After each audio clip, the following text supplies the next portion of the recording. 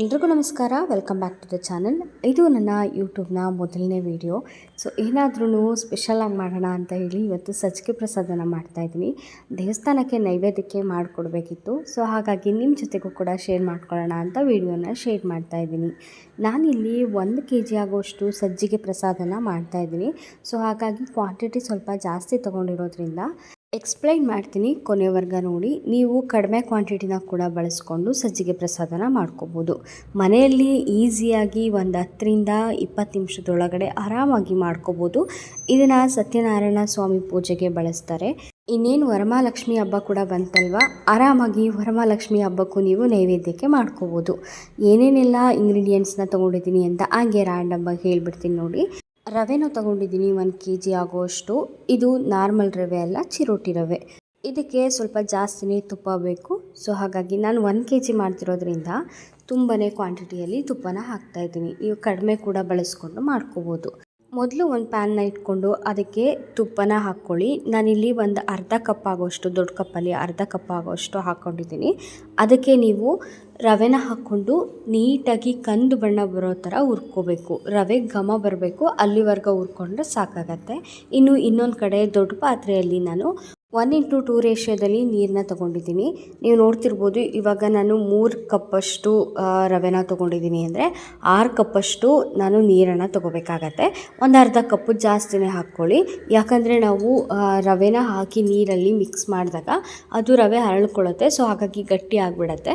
ನೀವು ಸ್ವಲ್ಪ ನೀರನ್ನು ಜಾಸ್ತಿ ಹಾಕ್ಕೊಂಡ್ರೆ ಕರೆಕ್ಟ್ ಆಗುತ್ತೆ. ಅಳತೆ ಮಾಡಿಕೊಂಡು ನಾನು ದೊಡ್ಡ ಗ್ಲಾಸಲ್ಲಿ 3 ಗ್ಲಾಸ್ ಆಗುವಷ್ಟು ರವೆನ ತೊಗೊಂಡಿದ್ದೆ. ಅದಕ್ಕೆ ನಾನಿಲ್ಲಿ 6ರಿಂದ 6.5 ಆಗುವಷ್ಟು ನೀರನ್ನು ಹಾಕ್ಕೊಂಡು ಒಂದು ಪಾತ್ರೆಯಲ್ಲಿ ಇಟ್ಕೊಂಡು ಅದು ಕುದಿ ಬಂದ ಮೇಲೆ ಒಂದು 3 ಏಲಕ್ಕಿನ ಜಜ್ಜಿ ಹಾಕೋತಾ ಇದ್ದೀನಿ. ಇದು ಫ್ಲೇವರ್ಗೋಸ್ಕರ ಹಾಕೊಳ್ಳೋ ಅಂಥದ್ದು. ಟೇಸ್ಟ್ ತುಂಬ ಚೆನ್ನಾಗಿರುತ್ತೆ. ನೀರು ಚೆನ್ನಾಗಿ ಕುದಿಬೇಕು. ಕುದ್ದ ಆದಮೇಲೆ ನೀವು ರವೆನ ಈ ಥರ ಮಿಕ್ಸ್ ಮಾಡ್ಕೋಬೇಕು. ನೀರಲ್ಲಿ ಸ್ವಲ್ಪನೂ ಗಂಟಾಗದೇ ಇರೋ ಥರ ಮಿಕ್ಸ್ ಮಾಡ್ಕೋಬೇಕು. ನಾನಿಲ್ಲಿ ತೋರಿಸ್ತಾ ಇದ್ದೀನಲ್ಲ, ಇದೇ ರೀತಿ ತಿರ್ಗಿಸ್ಕೊತ ನೀವು ರವೆನ ಹಾಕ್ಕೊಂಡ್ರೆ ಎಲ್ಲೂ ಕೂಡ ಗಂಟಾಗೋದಿಲ್ಲ. ನಾನು ಪೂರ್ತಿ ರವೆನ ಹಾಕ್ಕೊಂಡು ನೀಟಾಗಿ ಮಿಕ್ಸ್ ಮಾಡಿ ತೋರಿಸ್ತೀನಿ ನೋಡಿ. ಇವಾಗ ನಾನು ಆಲ್ರೆಡಿ ರವೆ ಎಲ್ಲನೂ ಹಾಕ್ಕೊಂಡಿದ್ದೀನಿ. ಇವಾಗ ಮಿಕ್ಸ್ ಮಾಡ್ತಾಯಿದ್ದೀನಿ. ಎಲ್ಲೂ ಕೂಡ ಗಂಟಾಗಬಾರ್ದು. ಕೈ ಬಿಡ್ದಲೇ ಒಂದು 5 ನಿಮಿಷ ತಿರುಗಿಸ್ಬಿಡಿ. ಇದನ್ನು ಎಲ್ಲೂ ಕೂಡ ಗಂಟಾಗೋದಿಲ್ಲ. ಮೀಡಿಯಮ್ ಫ್ಲೇಮ್ನಲ್ಲೇ ಇಟ್ಕೊಂಡು ತಿರುಗಿಸ್ಕೊತಾ ಬಂದರೆ ರವೆ ಕೂಡ ಅರಳಿಬಿಡುತ್ತೆ. ಜಾಸ್ತಿ ಏನು ಟೈಮ್ ತೊಗೊಳ್ಳೋದಿಲ್ಲ. ಇದನ್ನು ನಾವು ಒಂದು 10ರಿಂದ 15 ನಿಮಿಷದ ಒಳಗಡೆ ಮಾಡ್ಕೋಬೋದು. ನಾವೇನಾದರೂ ಪೂಜೆಗೆ ರೆಡಿ ಮಾಡ್ಕೊಂಡಿರ್ತೀವಿ, ನೈವೇದ್ಯಕ್ಕೇನು ಪ್ರಿಪೇರ್ ಮಾಡಿರೋದಿಲ್ಲ ಅಂತ ಅಂದಾಗ ಚಿರೋಟಿ ರವೆ, ಸಕ್ಕರೆ ಇದ್ದರೆ ಸಾಕು. ಆರಾಮಾಗಿ ನೀವು ಒಂದು 10ರಿಂದ 15 ನಿಮಿಷದ ಟೈಮ್ ಒಳಗಡೆ ಈ ಸಜ್ಜಿಗೆ ಪ್ರಸಾದನ ಪ್ರಿಪೇರ್ ಮಾಡ್ಕೋಬೋದು. ಇವತ್ತು ಹುಣ್ಣಿಮೆ ಇದ್ದಿದ್ದರಿಂದ ದೇವಸ್ಥಾನಕ್ಕೆ ಸಜ್ಜಿಗೆ ಪ್ರಸಾದ ಮಾಡಬೇಕಿತ್ತು. ದೇವಸ್ಥಾನದಲ್ಲಿ ಸತ್ಯನಾರಾಯಣ ಸ್ವಾಮಿ ಪೂಜೆ ನಡೀತಾ ಇದೆ. ಸತ್ಯನಾರಾಯಣ ಸ್ವಾಮಿ ಪೂಜೆಗೆ ಅಂತಲೇ ನಾನಿವತ್ತು ಇಷ್ಟು ಪ್ರಸಾದನ ಪ್ರಿಪೇರ್ ಮಾಡ್ತಾ ಇರೋದು. ಇವಾಗ ನೀಟಾಗಿ ಮಿಕ್ಸ್ ಆಗಿದೆ. ನೀವು ನೋಡ್ತಿರ್ಬೋದು, ಎಲ್ಲೂ ಕೂಡ ಗಂಟು ಕಾಣಿಸ್ತಾ ಇಲ್ಲ. ಇವಾಗ ನಾವೇನು ರವೆ ತೊಗೊಂಡಿದ್ವಲ್ಲ ಅಷ್ಟೇ ಪ್ರಮಾಣದಲ್ಲಿ ಸಕ್ಕರೆನ ಹಾಕ್ಕೋಬೇಕು. ಕನ್ಫ್ಯೂಸ್ ಆಗಬೇಡಿ, ನಾನು ಹೇಳ್ತಾ ಇರೋದು ರವೆ ಎಷ್ಟು ತೊಗೊಂಡಿರ್ತೀವಲ್ಲ ಅಷ್ಟು ಸಕ್ಕರೆನ ಹಾಕ್ಕೋಬೇಕು. ನೀರನ್ನು ರವೆ ಎಷ್ಟು ತೊಗೊಂಡಿರ್ತೀವಿ ಅದ್ರ 2ರಷ್ಟು ಹಾಕ್ಕೋಬೇಕು. ಅಂದರೆ ನಾನು ಈ 3 ಗ್ಲಾಸ್ ತೊಗೊಂಡಿದ್ದೀನಿ ಅಂದರೆ 6 ಗ್ಲಾಸ್ ಹಾಕ್ಕೊಂಡಿದ್ದೀನಿ. ಜೊತೆಗೆ ಇನ್ನು ಅರ್ಧ ಗ್ಲಾಸು ಸ್ವಲ್ಪ ಎಕ್ಸ್ಟ್ರಾ ಇರಲಿ ಅಂತ. ಸ್ವಲ್ಪ ಜಾಸ್ತಿ ಗಟ್ಟಿ ಆಗಿಬಿಟ್ರೆ ಚೆನ್ನಾಗೋದಿಲ್ಲ. ಸೊ ಹಾಗಾಗಿ ಒಂದು ಅರ್ಧ ಮುಕ್ಕಾಲು ಗ್ಲಾಸು ನೀರನ್ನ ಸ್ವಲ್ಪ ಜಾಸ್ತಿ ಹಾಕ್ಕೊಳ್ಳಿ.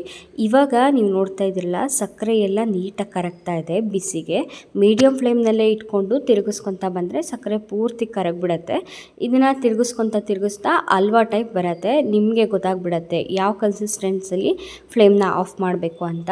ತಿರುಗಿಸ್ಕೊತಾ ಬನ್ನಿ. ನೀಟಾಗಿ ತಿರುಗಿಸ್ತಾ ಒಂದು ಸ್ವಲ್ಪನೂ ಗಂಟಿಲ್ಲದೆ ಇರೋ ಥರ ಆರಾಮಾಗಿ ಮಿಕ್ಸ್ ಆಗಿಬಿಡತ್ತೆ. ಸ್ವಲ್ಪನೂ ಕೂಡ ಎಲ್ಲೂ ಕೂಡ ನಿಮಗೆ ರಿಸ್ಕ್ ಅಂತ ಅನಿಸೋದಿಲ್ಲ. ನಾನಿಲ್ಲಿ 1 kg ಮಾಡ್ತಿರೋದ್ರಿಂದ ನನಗೆ ಸ್ವಲ್ಪ ಜಾಸ್ತಿ ಟೈಮ್ ಬೇಕಾಯಿತು. ಇವಾಗ ಸಕ್ಕರೆ ಎಲ್ಲ ಕರಗಿದೆ. ಈಗ ಫ್ಲೇಮ್ನ ಕಡಿಮೆ ಮಾಡಿಕೊಂಡು ನಾನಿಲ್ಲಿ ಮೇಲೆ ಒಂದು 3ರಿಂದ 4 ಸ್ಪೂನ್ ಆಗುವಷ್ಟು ತುಪ್ಪನ ಸೇರಿಸ್ಕೊತಾ ಇದ್ದೀನಿ. ಯಾಕಂದರೆ ಫ್ಲೇವರ್ ಚೆನ್ನಾಗಿರುತ್ತೆ. ಸಜ್ಜಿಗೆ ಪ್ರಸಾದಕ್ಕೆ ನಾವೆಷ್ಟು ತುಪ್ಪನ ಬಳಸ್ತೀವಿ ನೋಡಿ ಅಷ್ಟು ಚೆನ್ನಾಗಿರುತ್ತೆ. ಇವಾಗ ತುಪ್ಪ ಎಲ್ಲ ಹಾಕಿದ್ಮೇಲೆ ನೀವು ನೋಡ್ತಾ ಇರ್ಬೋದು ಹದನ ಯಾವ ರೀತಿ ಬಂದಿದೆ ಅಂತ. ಇದು ಇವಾಗ ಸ್ವಲ್ಪನೂ ಗಂಟಿಲ್ಲದೆ ಇರೋ ಥರ ರೆಡಿಯಾಗಿದೆ. ಇದಕ್ಕಿವಾಗ ನಾವು ತುಪ್ಪದ ಒಗ್ಗರಣೆನ ಹಾಕ್ಕೋಬೇಕು. ಒಂದು ಪ್ಯಾನ್ನ ಇಟ್ಕೊಂಡು ಅದಕ್ಕೆ ಒಂದು 4-5 ಸ್ಪೂನ್ ಆಗುವಷ್ಟು ತುಪ್ಪನ ಹಾಕ್ಕೊಳ್ಳಿ. ನಾನಿಲ್ಲಿ ನಂದಿನಿ ತುಪ್ಪನ ಬಳಸ್ತಾ ಇದ್ದೀನಿ. ನೀವು ಯಾವುದೇ ತುಪ್ಪ ಬೇಕಿದ್ದರೂ ಬಳಸ್ಕೋಬೋದು. ರೆಗ್ಯುಲರಾಗಿ ನಂದಿನಿ ತುಪ್ಪನೇ ನಾವು ಮನೇಲಿ ಬಳಸೋದ್ರಿಂದ ಎಲ್ಲ ಐಟಮ್ಸ್ಗೂ ಕೂಡ ನಂದಿನಿ ತುಪ್ಪನೇ ಬಳಸ್ತೀನಿ ನಾನು.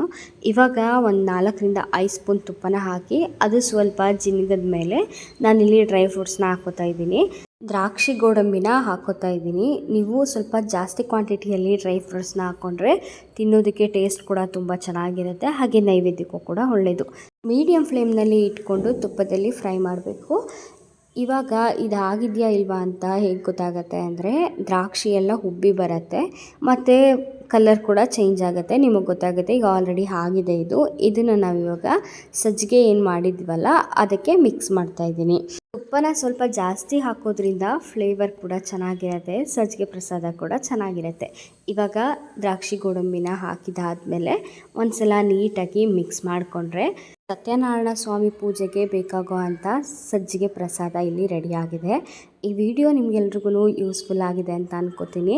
ನೀವು ಕೂಡ ಮಿಸ್ ಮಾಡ್ದಲೇ ಸತ್ಯನಾರಾಯಣ ಸ್ವಾಮಿ ಪೂಜೆಗೆ ಅಥವಾ ಮನೆಯಲ್ಲಿ ಯಾವುದೇ ಪೂಜೆಗಾದ್ರೂ ಈ ಸಜ್ಜಿಗೆ ಪ್ರಸಾದನ ನೈವೇದ್ಯಕ್ಕೆ ಪ್ರಿಪೇರ್ ಮಾಡಿ ಹೇಗೆ ಬಂತು ಅಂತ ಕಮೆಂಟ್ ಮಾಡಿ. ಹಾಗೆ ಈ ವಿಡಿಯೋ ಇಷ್ಟ ಆದರೆ ನಿಮ್ಮ ಎಲ್ಲ ಫ್ರೆಂಡ್ಸ್ಗೂ ಕೂಡ ಶೇರ್ ಮಾಡಿ. ಮತ್ತೊಂದು ವಿಡಿಯೋದಲ್ಲಿ ಸಿಗ್ತೀನಿ. ಅಲ್ಲಿವರೆಗೆ ಟಿಲ್ ದೆನ್ ಟೇಕ್ ಕೇರ್, ಬಾಯ್.